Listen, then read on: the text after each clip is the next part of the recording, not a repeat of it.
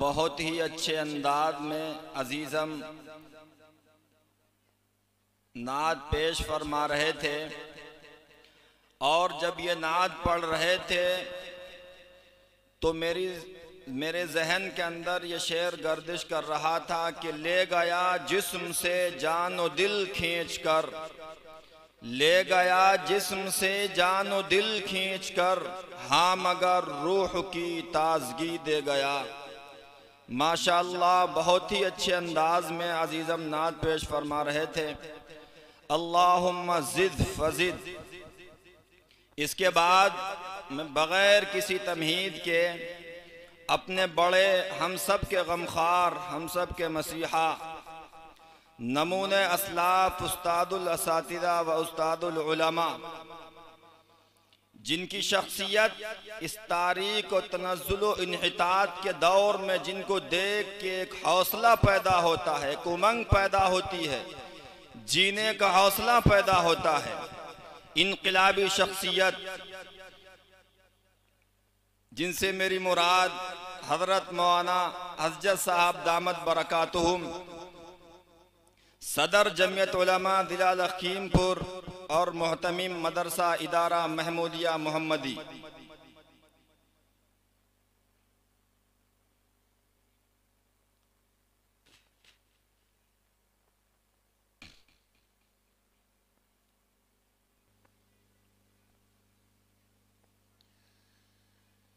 نحمده ونستعينه ونستغفره ونؤمن به ونتوكل عليه ونعوذ بالله من شرور أنفسنا ومن سيئات أعمالنا، من يهده الله فلا مضل له ومن يضلل فلا هادي له، ونشهد أن لا إله إلا الله وحده لا شريك له، ونشهد أن سيدنا ومولانا محمدًا عبده ورسوله. قال تبارك وتعالى: أعوذ بالله من الشيطان الرجيم، بسم الله الرحمن الرحيم. ولتكن منكم أمة يدعون إلى الخير ويأمرون بالمعروف وينهون عن المنكر. وقال تعالى: كنتم خير أمة أخرجت للناس تأمرون بالمعروف وتنهون عن المنكر وتؤمنون بالله. وقال رسول الله صلى الله عليه وسلم: الدنيا خلقت لكم وإنكم خلقتم للآخرة، أو كما قال عليه الصلاة والسلام. آج آپ کے موضع دلاول پور کے اس جلسے اصلاح معاشرہ میں تشریف فرما انتہائی قابل صد احترام حضرات علماء کرام، حفاظ عظام و شعراء،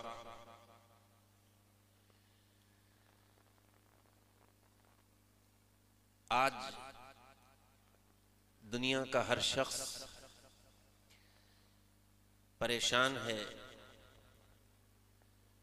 اور فکر مند ہے کہ کس طرح معاشرے کا سدھار ہو جائے، سماج سدھر جائے، ہم خود اللہ کے ایک نیک بندے بن جائیں اور ہماری اولاد جو راہ راست سے ہٹ چکی ہے وہ راہ راست پر آ جائے۔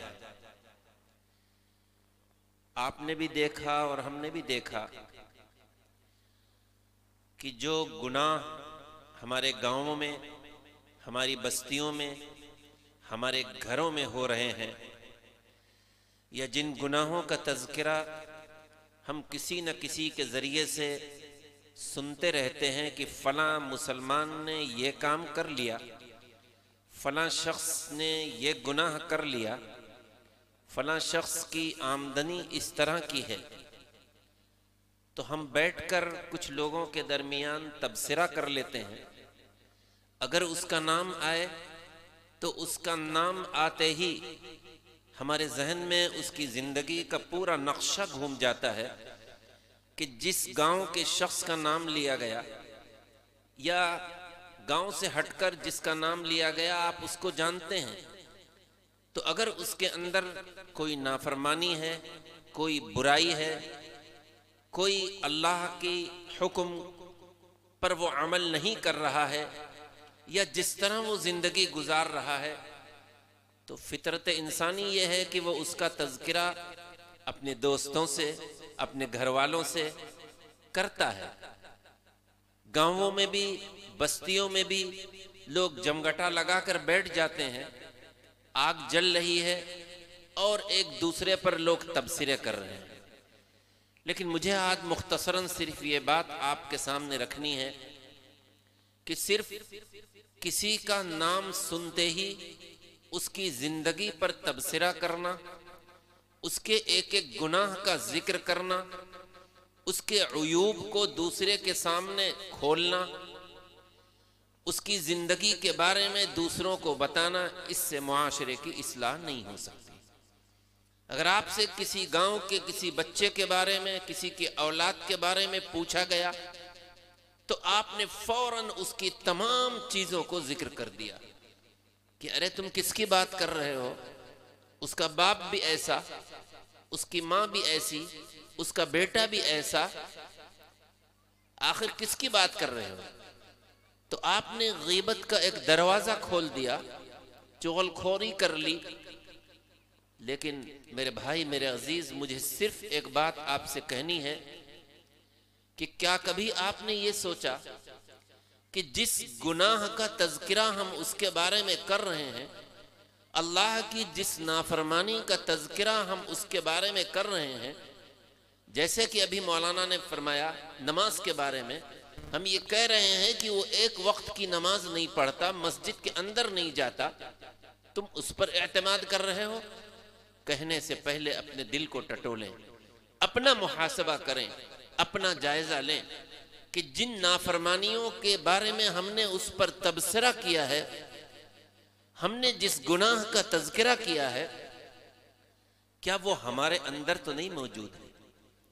اگر ہم خود اس گناہ میں مبتلا ہیں تو یاد رکھیے کہ تبصرہ کرنے سے، اس کے عیوب کو عام کرنے سے کبھی اصلاح نہیں ہو سکتی۔ اور میں اکثر ایک بات کہتا ہوں کہ اصلاح معاشرہ کے جلسے آپ کتنے بھی کرا لیں، معاشرے کی اصلاح کے جلسے میں مقررین آئے، علماء تشریف لائے، انہوں نے دین کی باتیں کہیں، تو کوئی ایک جلسے سے معاشرے کی اور سماج کا سدھار نہیں ہو سکتا۔ اس کے لیے کرنا کیا ہوگا، کیا نسخہ ہے اس کا، وہی بتانے کے لیے میں آپ کی خدمت میں آیا ہوں۔ علماء کا کام یہ ہے کہ اللہ اور اس کے رسول کی باتیں آپ کے سامنے پیش کر دیں، کیا حق ہے، کیا ناحق ہے، کیا جائز ہے، کیا ناجائز ہے، کیا چیز گناہ ہے اور کیا چیز ثواب ہے، کون سے وہ عمل ہیں جس کو کر کے انسان جنت میں جا سکتا ہے، اور کون سی وہ چیزیں ہیں جس سے رک کر انسان جنت میں جا سکتا ہے۔ یہ کام بتانا ہے علماء کا کام، ہدایت دینا علماء کا کام نہیں ہے، کسی کو راہ راست پر لانا علماء کا کام نہیں ہے۔ اس کے لیے کوشش صرف علماء کی نہیں، صرف دعوت و تبلیغ کی نہیں، صرف کسی ایک تنظیم کی نہیں، بلکہ اگر حقیقت میں آپ کو سماج کی اس بگاڑ کی فکر ہے، اور یقیناً فکر ہے، آپ کو اپنے بچوں کی بگاڑ کی فکر ہے، اپنے محلے اور اپنی بستی اور اپنے گاؤں کے لوگوں میں جو بگاڑ ہے، جو دین سے دوری ہے، اس کی فکر ہے، تو اس کا آسان سے آسان طریقہ یہ ہے کہ ہر شخص اپنے گھر کا ذمہ دار بن جائے۔ ایک گھر کے فیملی ہے، باپ ہے، ماں ہے، اگر عورتیں میری بات سن رہے ہوں تو غور سے سنیں، والدین کی بچے ہیں، ظاہر ہے والدین کی بات کا جو اثر بچوں پر ہوگا، والدین کی دعاؤں کا جو اثر بچوں کے حق میں ہوگا، یاد رکھیے کسی بڑے سے بڑے بزرگ آپ کی گاؤں میں آ جائیں، اللہ والے آ جائیں، بڑے ان کے مریدین ہوں، آپ نے ان سے دعاؤں کی درخواست دی، درخواست کی اچھی بات ہے، انہوں نے دعا دے دی، لیکن والدین کی دعاؤں کا جو اثر بچوں پر ہوگا، اللہ والدین کی دعاؤں میں جو اثر ڈالتا ہے اور والدین کی جو کوششیں بچوں کے سلسلے میں ہوگی، وہ معاشرے کی سدھار کی اور بچوں کی سدھار کا زیادہ بڑا ذریعہ بنے گا۔ اس لیے میرے بھائی، میرے عزیز، اگر اللہ نے ہم کو باپ بنایا ہے، عورتوں کو ماں بنایا ہے، اور آپ کو امانت کی شکل میں یہ اولاد دی ہے، تو یاد رکھیے اولاد کی فکر صرف یہ نہیں ہے کہ آپ نے اولاد کو اچھا کھلا دیا، اچھا پہنا دیا، اگر بیمار ہوئے تو لے جا کر کسی ڈاکٹر کو دکھلا دیا۔ اولاد کی تکلیف آپ سے دیکھی نہیں جاتی۔ آپ نے محمدی گئے، ڈاکٹر نے جواب دے دیا، شاہجہان پور گئے، لکھنؤ گئے، بریلی گئے، ہزاروں نہیں لاکھوں روپے آپ نے اپنی اولاد کے علاج پہ خرچ کر دیا، بہت اچھی بات ہے۔ آپ رات بھر جگ کر، نیند آپ کو بھی آ رہی ہے، آپ کی اہلیہ کو بھی آ رہی ہے، لیکن پورا گھر جگہ ہے اگر ایک شخص بیمار ہے، کیوں؟ آپ کو اس سے محبت ہے۔ میرے بھائی، میرے عزیز، ہم یہ بات آپ کے دل و دماغ تک پہنچانا چاہتے ہیں کہ آپ جس طرح اپنی اولاد کے کھانے کی فکر کرتے ہیں، اس کی آمدنی کی فکر کرتے ہیں، اس کے علاج اور معالجے کی فکر کرتے ہیں، اس سے کہیں زیادہ اس کی آخرت کی فکر کرنی چاہیے۔ اگر اولاد بگڑ رہی ہے اور ہم بے فکر تو بیٹھے ہیں، بلکہ میں آگے بڑھ کر کہوں کہ وہ حضرات جن کو اللہ مسجد کی آواز کو سن کر وہ پانچوں وقت اللہ کے گھر میں حاضر ہوتے ہیں، مسجد کی پہلی صف میں وہ لوگ موجود ہوتے ہیں، میں ان سے بھی ایک گزارش کرنا چاہتا ہوں کہ بہت اچھی بات ہے کہ آپ نے حی علی الصلاح، نماز کی طرف آؤ، حی علی الفلاح، کامیابی کی طرف آؤ، اس کو سن کر آپ مسجد چل دیے۔ ذرا بتائیے تو صحیح کہ آپ اپنے آپ تو مسجد چلے، آپ نے آواز کو سن کر یا الارم لگا کر جب آپ اٹھے ہیں تو آپ نے اپنی بالغ اولاد کو، لڑکا ہو یا لڑکی ہو، اس کو نماز کے لیے اٹھایا؟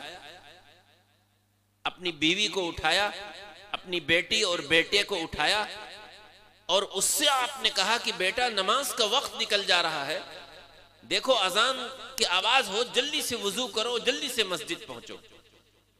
یہ ذمہ داری صرف اس گھرانے کی نہیں ہے جو علماء کے گھرانے ہیں، جو دعوت و تبلیغ سے لگے ہوئے گھرانے ہیں، یہ ذمہ داری ہر مسلمان کی ہے کہ وہ اپنے اولاد کی تئیں فکر مند ہو۔ میں اکثر ایک بات کہا کرتا ہوں، آپ کاشتکار ہیں، اگر آپ کا بیٹا وقت پر کھیت نہیں جاتا، اگر آپ کی کوئی اولاد وقت پر دکان نہیں کھولتی، تو آپ غصہ ہوتے ہیں کہ اچھا دکان کا 8 بجے کا ٹائم ہے، 10 بج رہا ہے، 11 بج رہا ہے، ابھی تک تم اپنے دوستوں میں ہو، اور دیکھو کھیت پر کٹائی ہو رہی ہے، اس وقت بوائی ہو رہی ہے، اس وقت پانی لگنا ہے، تم ابھی تک یہیں موجود ہو۔ آپ کو غصہ آتا ہے، آنا چاہیے، لیکن میرے بھائی، میرے عزیز، میرے دوست، ذرا یہ تو بتائیے کہ اگر اولاد آپ کی اللہ کے اس منادی کی آواز سن کر اللہ کے گھر نہیں پہنچتی ہے، مسجد نہیں پہنچتی ہے، تو آپ کتنا غصہ ہوتے ہیں۔ اگر وہ ایک دن دکان نہ کھولے تو آپ اس کو غصہ کریں گے، اس کو ماریں گے، اس کو ڈانٹیں گے کہ تمہیں فکر نہیں ہے کیسے پیسہ آئے گا، کیسے گھر کا خرچ چلے گا، ساری باتیں ہوتی ہیں۔ لیکن میرے بھائی، اگر آپ کا بیٹا نماز نہیں پڑھ رہا ہے، آپ کا بیٹا گناہوں میں ملوث ہے، تو آپ ناراض ہوئے کہ نہیں ہوئے؟ حضور اقدس صلی اللہ علیہ وسلم تو رحمت للعالمین تھے، ظاہر ہے آپ کو غصہ نہیں آتا تھا، چاہے آپ کو کسی نے کچھ بھی کہہ دیا ہو، غصہ نہیں آتا تھا۔ پوری سیرت بھری ہوئی ہے کس وقت غصہ آتا تھا، کون سا وقت؟ کیا کوئی نقصان ہو جائے گھر پر تب غصہ آئے گا؟ کوئی قیمتی چیز ٹوٹ جائے، چینی کے برتن ٹوٹ جائیں تب آپ کو غصہ آتا تھا؟ کسی چیز کوئی چوری ہو جائے، کسی نے کوئی چیز گرا دی، اس سے غصہ آ گیا؟ آپ کی گاڑی کا ایکسیڈنٹ آپ کے بیٹے نے کر دیا، آپ کو غصہ آ گیا؟ نہیں، اللہ کے پیارے نبی کو غصہ جب آتا تھا جب شریعت کے خلاف کوئی عمل ہوتا تھا۔ حضور صلی اللہ علیہ وسلم ایک موقع پر فرماتے ہیں کہ میرا دل یہ چاہتا ہے کہ میں حضرت بلال رضی اللہ تعالی عنہ سے کہوں کہ اذان دو اور اذان دینے کے بعد میں گھروں کا چکر لگاؤں اور دیکھوں کہ کون ایسا بدنصیب شخص ہے جو اذان کی آواز سن کر اللہ کے گھر پہ نہیں آتا۔ اگر مجھے عورتوں کا، بچوں کا، بیماروں کا خوف نہ ہوتا تو میں ایسے گھروں میں آگ لگا دیتا۔ یہ آگ کون لگا رہا ہے؟ رحمت للعالمین۔ لہذا میرے بھائی، معاشرے کی اصلاح کا بیڑا ہم سب کو مل کر اٹھانا ہے۔ آج یہاں سے یہ طے کر کے آپ کو اٹھنا ہے کہ ہمارے بیٹے میں کیا کمی ہے، کس گناہ میں وہ ملوث ہے، کون سا نیک عمل اس سے چھوٹ رہا ہے، کون سی بری عادتیں اس کے اندر ہیں۔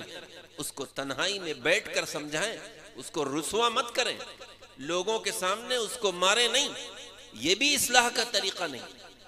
اس کو تنہائی میں اللہ سے رو کر گڑ گڑا کر دعا کریں کہ ہم اپنے بیٹے سے ایک دین کی بات کہنے جا رہے ہیں، ہم اس کو فلاں گناہ سے روکنے جا رہے ہیں۔ اور ایک بات یاد رکھیے، جب کوئی پودا لگایا جاتا ہے، شروع میں آپ کہیں بھی گملے میں لگائیں، کھیت میں لگائیں، وہ جدھر کی ہوا ہو ادھر مڑ جاتا ہے، جدھر چاہے آپ ادھر اس کو موڑ لیں، ہاتھ سے موڑ لیں، دائیں بائیں، لیکن جب وہ آپ اسی حال میں چھوڑ دیں اور وہ تناور درخت بن جائے تو درخت کا ہلانا بھی مشکل ہے۔ کیا مطلب ہے؟ ایک چھوٹا سا بچہ آپ کا ہے، اگر بچپن سے ہی آپ نے اس کو غلط چیزوں سے روکا ہے، اس کو آپ نے نیک عمل کی ترغیب دی ہے، تو ابھی وہ ایک ننھا سا پودا ہے، جیسا چاہیں گے اس کو آپ ویسا کر سکتے ہیں۔ لیکن اگر آپ نے اس کو اس کے حال پر چھوڑ دیا، اگر وہ موبائل کی اسکرین پر گیم کھیل رہا ہے، آپ نے منع نہیں کیا، اگر وہ اپنے محلے کے بچوں کو گالی دے رہا ہے، آپ نے اس کو نہیں روکا بلکہ اس کو اور شاباشی دی کہ اچھا تمہیں فلاں نے مارا ہے، تم خاموش کیوں رہے؟ کیا تمہارے منہ میں زبان نہیں ہے؟ کیا تم اس کو برا بلا نہیں کہہ سکتے؟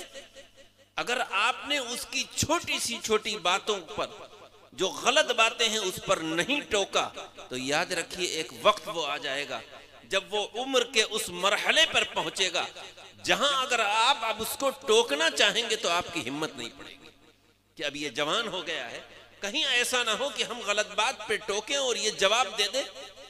آج کتنے والدین خون کے آنسو روتے ہیں، اس حقیر کے پاس آتے ہیں کہ میرا بیٹا میرا کہنا نہیں مانتا، میں کچھ کہوں وہ الٹا جواب دیتا ہے۔ ظاہر ہے اس میں کمی ہماری اور آپ کی ہے۔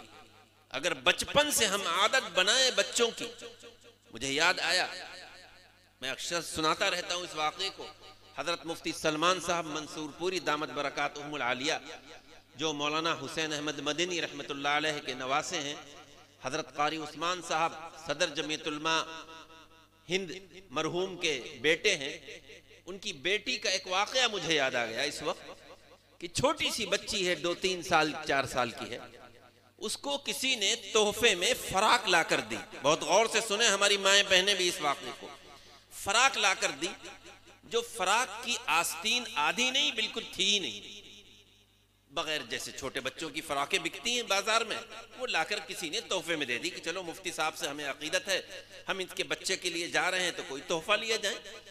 بازار میں جیسی بکتی تھی ویسے ہی لا کر اس کو دے دی۔ اب اس کی ماں نے، اب بات سنیے جو کہنے جا رہا ہوں، باتوں کا سلسلہ ختم کر دیجئے، توجہ سے سنیے۔ اب اس کی ماں نے یعنی مفتی صاحب کی اہلیہ نے اب چھوٹی سی بچی کو جب فراق پہنانا چاہی تو وہ فراق پہننے کے لیے تیار نہیں،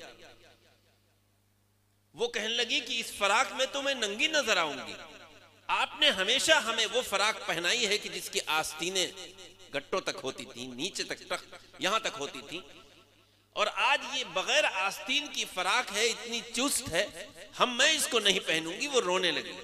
کیوں رو رہی ہے ایک بچی؟ ظاہر ہے بچپن سے اس کے والدین نے اس کو جو لباس پہنایا ہے وہی لباس وہ پسند کر رہی ہے۔ لہذا میرے بھائی، اگر آپ اپنے بچوں کو پہنانے میں بھی وہ لباس پہنائیں، آپ گئے محمدی کسی دکان پر اور بچوں کے لیے آپ نے کپڑا خریدا، آپ نے دیکھا کہ اس پر کوئی تصویر ہے، شیر کی ہے، کسی پرند کی ہے، آپ نے یہ سوچ کر آگے تصویری تو ہے، خرید لیا؟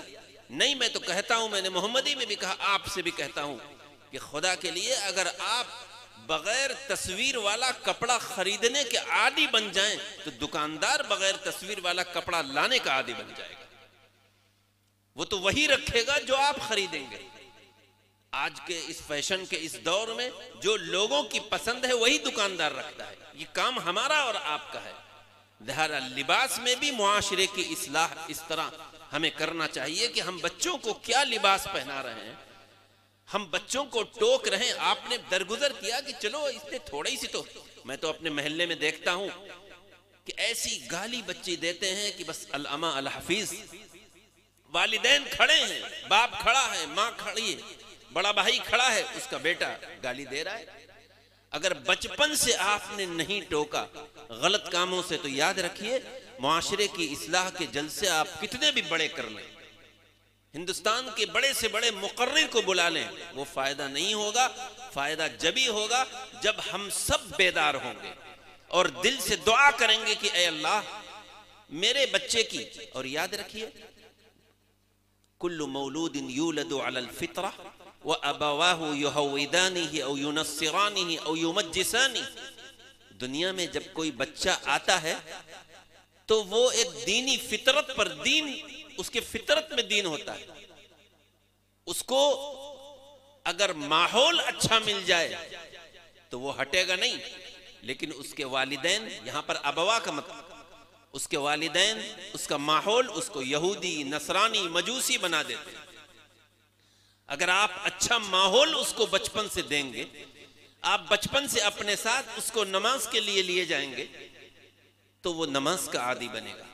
اور بچپن سے آپ خود تو چلے گئے مسجد میں, اس کو چھوڑ دیا, نماز چھوڑنے. آپ جب بچہ سفر سے واپس آیا, دہلی میں آپ کا بیٹا ہے, بامبے میں آپ کا بیٹا ہے, لکھنؤ میں ہے, آپ یہ تو پوچھتے ہیں کہ بیٹے کئے بجے چلے تھے, بس کئے بجے چلی تھی, ٹرین ملی کہ نہیں, ٹرین میں تمہیں جگہ ملی کہ نہیں, ایسا تو نہیں کھڑے ہو کے آئے ہو, ریزرویشن تھا یا جنرل ڈبے میں.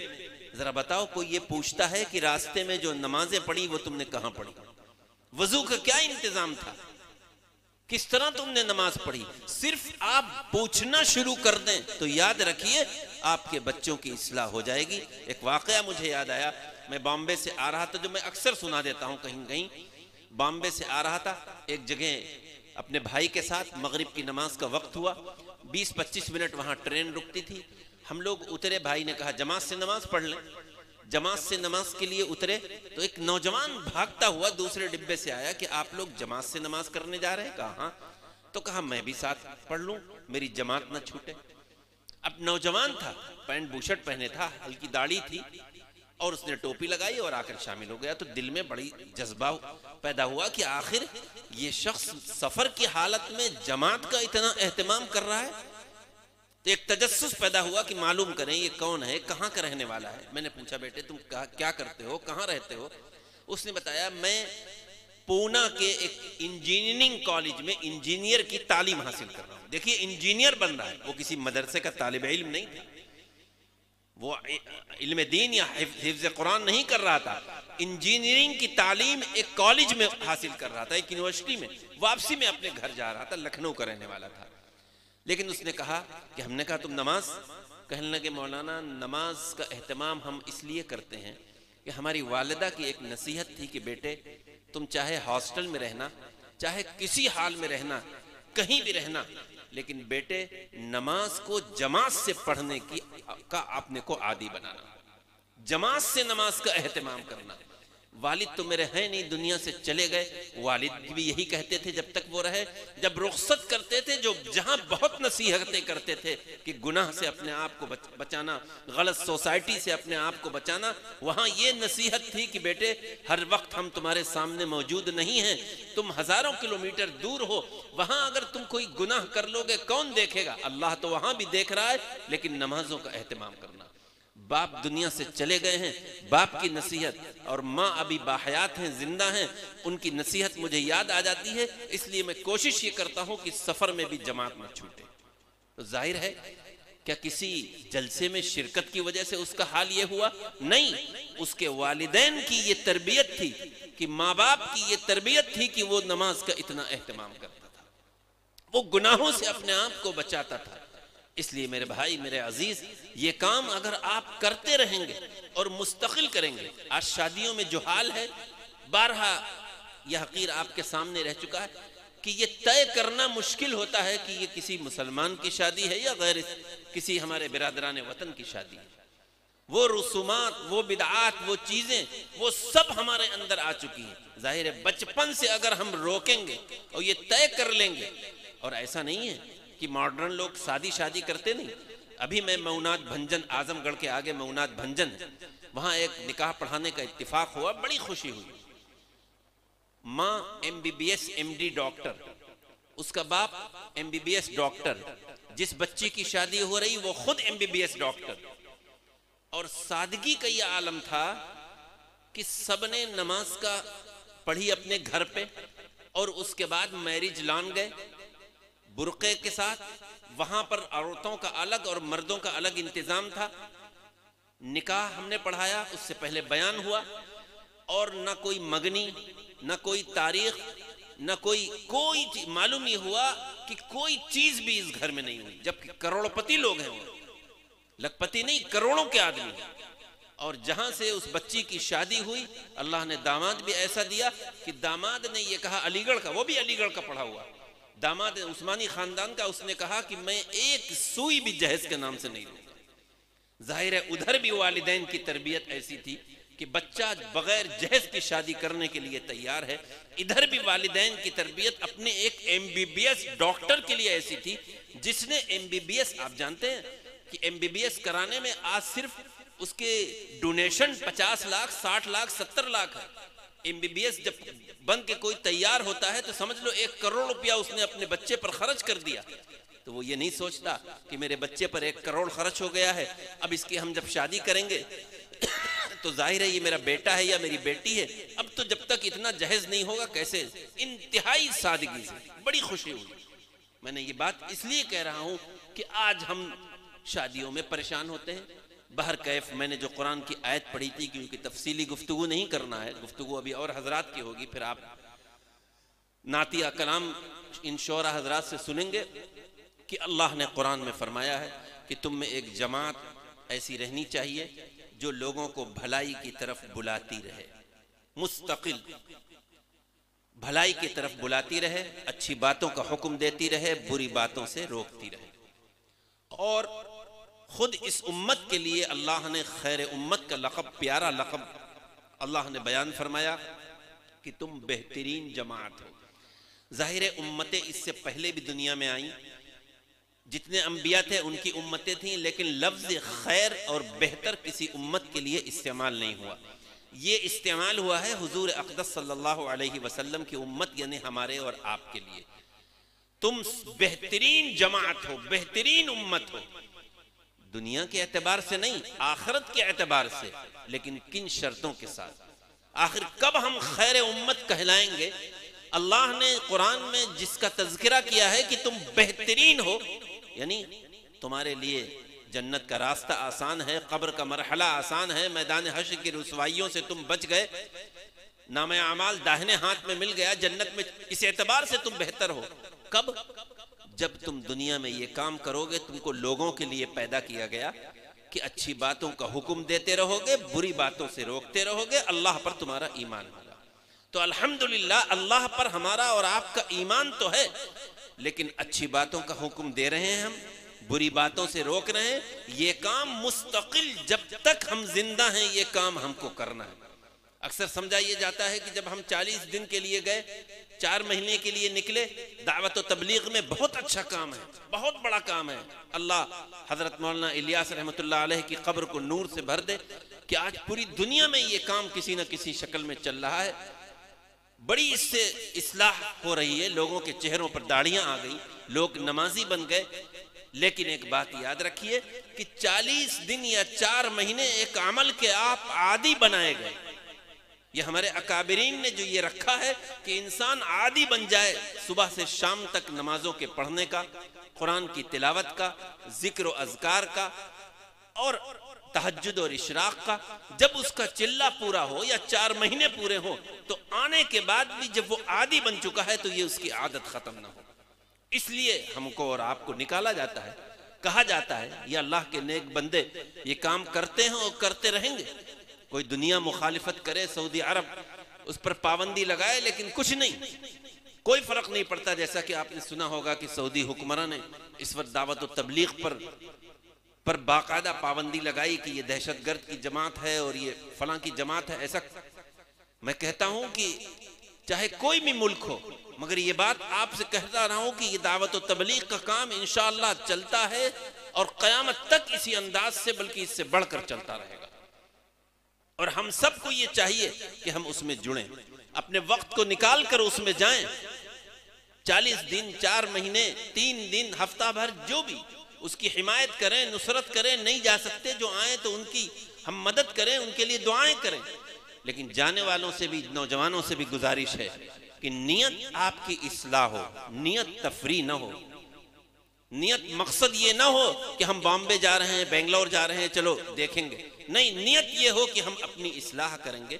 ہمیں جو دین کی معلومات نہیں ہے وہ دین کی معلومات حاصل کریں گے. تو میرے بھائی، یہ اصلاح معاشرہ کا جلسہ ہے. بس یہی پیغام مجھے آپ کو دینا ہے کہ یہ پیغام لے کر یہاں سے اٹھیے کہ ہم اچھی باتوں کا حکم دیتے رہیں گے، بری باتوں سے روکتے رہیں گے. ہر وقت، کسی ایک وقت نہیں، ہر وقت یہ کام ہمیں کرنا ہے جب تک ہم زندہ ہیں. اور یہ کام جذبے کے ساتھ، حوصلے کے ساتھ کرنا ہے، اور رو رو کر اپنی اولاد کے لیے اللہ سے دعائیں بھی کرنا ہے. اگر آپ یہ 2 کام کر لیں تو یاد رکھیے اور آپ تجربہ کر کے دیکھ لیجئے کہ کیا انقلاب پیدا ہوگا، کس طرح دین پھیلے گا، اور کس طرح یہ ہمارے بچے. آج میں نے ابھی پہانی میں، وہاں دلکش صاحب تشریف فرما ہے، جلیل دلکش صاحب، بہت بڑا مجمع تھا، نعتیہ مشاعرہ بھی تھا اور اس حقیر کی کچھ گفتگو بھی ہونی تھی. بہت بڑا مجمع تھا. ایک جملہ میں نے کہا تھا، وہ میں آپ سے بھی دہرانا چاہتا ہوں کہ نعتیہ مشاعرہ بہت اچھی چیز ہے. حضور اقدس صلی اللہ علیہ وسلم کی صفات کا تذکرہ ہوگا، آپ کی خوبیوں کا، آپ کے کمالات کا تذکرہ ہوگا. اس کے سننے کے لیے لوگ آئے ہیں، آپ بھی آئے ہیں. لیکن میرے بھائی، حضور صلی اللہ علیہ وسلم کے تذکرے کو منظوم انداز میں سننے کے لیے آپ آئے ہیں، بہت اچھی بات ہے. یہاں تو پنڈال نہیں بھرا، وہاں پنڈال بھرا ہوا تھا. لیکن میں خوش اس وقت ہوں گا، اور دل یہ چاہتا ہے جس طرح حضور اقدس صلی اللہ علیہ وسلم کے نعتیہ کلام کو جس طرح آپ سننے آئے ہیں، اس سے زیادہ فکر ہمیں یہ ہونا چاہیے کہ ہم اللہ کے گھر کو بھریں. مسجد میں جب اللہ کے منادی کی آواز آتی ہے ہم اس کو بھرتے نہیں، اور ہم نے پنڈال بھر دیا. تو پنڈال کا بھرنا اصل نہیں ہے. کسی جلسے کی کامیابی کا انحصار، میں اکثر کہا کرتا ہوں، بھیڑ پر نہیں ہے، انتظام پر نہیں ہے، بلکہ جلسے کی کامیابی یہی ہے کہ جو باتیں اس میں کہی جائیں. ابھی جو اشعار آپ سنیں گے ان شعراء سے، بڑا اچھا کلام، اچھا لہجہ، اچھی آواز. تو یہ تو سوچیں کہ جس کے بارے میں یہ بتلایا جا رہا ہے، جس پیارے نبی کی صفات کا تذکرہ کیا جا رہا ہے، خوبیوں کا اور عظمتوں کا تذکرہ کیا جا رہا ہے، ان کی خوبیوں کو ہم اپنائیں، تو ان کے ارشادات پر ہم عمل تو کریں. انہوں نے جو کچھ فرمایا ہے، نہیں عمل نہیں کریں گے. سننے کے لیے ہم چلے جائیں گے، ہم سیرت کے جلسے میں بھی چلے جائیں گے، نعتیہ مشاعروں میں بھی چلے جائیں گے، لیکن عمل نہیں. عمل تو ہم جیسے جو پہلے تھا وہی حالت بھی ہے. تو یہ بات صحیح نہیں ہے. یہ ایک دل کی بات تھی جو آپ کے ساتھ مجھے کہنی تھی، شیئر کرنی تھی، کہ بس رو کر گر گڑا کر اپنا رمضان کا انتظار کریے، نہ کسی مصیبت کا انتظار کریے، نہ شب برات کا انتظار کریے. اللہ کے گھروں کو بھرنا شروع کر دیجئے، آج ساری مصیبتیں دور ہو جائیں گی. ایک شخص نے ابھی محمدی میں کہ بہت بڑا کاروبار شروع کیا، لیکن دن بدن وہ ترقی کے بجائے تنزلی ہو رہی. ہم نے کہا بتاؤ نماز کتنے وقت کی پڑھتے ہو؟ کہا 1 وقت کی بھی نہیں. ہم نے کہا اگر کوئی ملازم تم اپنی دکان پر رکھو اور وہ تم اس سے یہ کہو کہ تمہیں یہ کام کرنا ہے، 4-5 کام بتا دو، یا تمہارا دفتر ہو اس میں تم کوئی شخص رکھو، کھیت پہ رکھو، یہ کام بتاؤ، وہ نہ کرے تم اس سے ناراض ہو جاؤ گے، تم اس کو تنخواہ نہیں دو گے، اس کو نکال دو گے. تو وہ رب ذوالجلال جس نے جو کام ہمارے لیے فرض کیا ہے صرف کہ ہم پورا وقت اپنے دنیا کے کمانے میں لگائیں، لیکن صرف 2 گھنٹے کے لیے ہمارے گھر پہ آ جاؤ. اللہ کے گھر یعنی مسجدوں میں آ کر اپنے ماتھے کو رکھ لو، نماز پڑھ لو. ہم سے وہ ہوتا نہیں. اس کے بعد ہم پریشان ہیں. ہم کوئی مصیبت آئے گی تو تعویذ لینے ہم علماء کے پاس پہنچ جائیں گے. کہ مولانا لگ رہا ہے بچے پر کوئی اوپری اثر ہو گیا، بیوی پر کوئی اوپری اثر ہو گیا۔ یاد رکھیے تعویذ اصل نہیں ہے، نماز کا پڑھنا اصل ہے۔ تعویذوں کا فائدہ بھی اسی وقت آپ کو ہوگا، اس میں بھی قرآنی آیات ہوتی ہیں، جب اللہ کے حکم پر آپ عمل کریں گے، گناہوں سے اپنے آپ کو بچائیں گے۔ گناہوں سے نہیں بچایا اور عمل نہیں کیا تو صرف تعویذ جو ہے وہ کچھ نہیں کر سکتے، ورنہ تو ایک دوا ہے، فائدہ کرے، اللہ کے احکامات پر عمل نہیں، مساجد ہماری خالی پڑی ہیں، گناہ میں ہم کوئی گناہ، چاہے آنکھ کا گناہ ہو، کان کا گناہ ہو، زبان کا گناہ ہو، وہ ہم کرتے چلے جا رہے ہیں، ہر وہ کام کر رہے ہیں جو اللہ کو ناراض کرنے والا ہے۔ اور پھر کبھی کبھی خوش بھی ہوتے ہیں کہ دیکھو ہم اتنے گنہگار ہیں تب بھی اللہ ہم کو چھپر پھاڑ کے دے رہا ہے۔ وہ فلاں شخص 5 وقت اللہ کے گھر میں جاتا ہے، اور یاد رکھو اگر نافرمانیوں اور گناہوں کے باوجود اللہ دے رہا ہے تو یہ اور زیادہ خطرے کی بات ہے۔ ایسا نہیں ہے بھئی اللہ تو کافروں کو ہم سے بھی زیادہ دے رہا ہے، ان کا تو ایمان بھی نہیں ہے اللہ پر، قرآن پر، پیارے نبی پر، آخرت پر، ان کو تو ہم سے بھی زیادہ دے رہا ہے، تو کیا اللہ خوش ہے؟ تو یہ مت سمجھو کہ اگر اللہ نافرمانیوں کے باوجود، گناہ کے باوجود، نمازوں کے چھوڑنے کے باوجود، اصلاح اپنی یا اپنے بچوں کی نہ کرنے کے باوجود دے رہا ہے تو یہ اور زیادہ خطرے کی بات ہے۔ جس طرح ایک مچھلی کا شکاری جب مچھلی کو مارنے کے لیے تالاب کے کنارے جاتا ہے اور بیٹھتا ہے، اور جو مچھلی کے کھانے کے لیے جو آٹا یا روٹی لگاتا ہے، تو کیا مچھلی سے ہمدردی ہوتی ہے؟ کیا اس کو پیٹ بھرنا چاہتا ہے کہ مچھلی بہت بھوکی ہے تو چلو ہم لے جا کر جال ڈالیں، ہم کچھ بھیجیں تاکہ وہ کھا لے؟ نہیں، رزاق تو اللہ ہے، وہ مچھلیوں کو دے رہا ہے۔ نیت صرف یہ ہوتی ہے کہ جہاں وہ کھانے آئے گا فوراً ہم اس کو گھسیٹ لیں گے۔ ان بطش ربک لشدید، ہمارے رب کا عذاب بھی، پکڑ بھی بہت سخت ہے۔ جب اللہ چاہے گا ایک دم روح فرشتہ بھیج دے گا اور ہماری روح قبض کر لی جائے گی، ہم انہی نافرمانیوں کے ساتھ اور گناہوں کے ساتھ دنیا میں سے چلے جائیں گے۔ لوگ ہماری نماز جنازہ پڑھا دیں گے، نماز میں مجمع ہو جائے گا، قبر میں چھوڑ کر لوگ ہم کو چلے آئیں گے، کچھ دن غم منائیں گے، پھر ہمارا ذکر بھی چھوٹ جائے گا۔ میرے بھائی وہ دن آنے والا ہے، اس لیے یہ ہم مسافر ہیں، نہ معلوم کب یہ سفر ختم ہو جائے۔ آج ارادہ کر کے اٹھو کہ ہمیں اپنی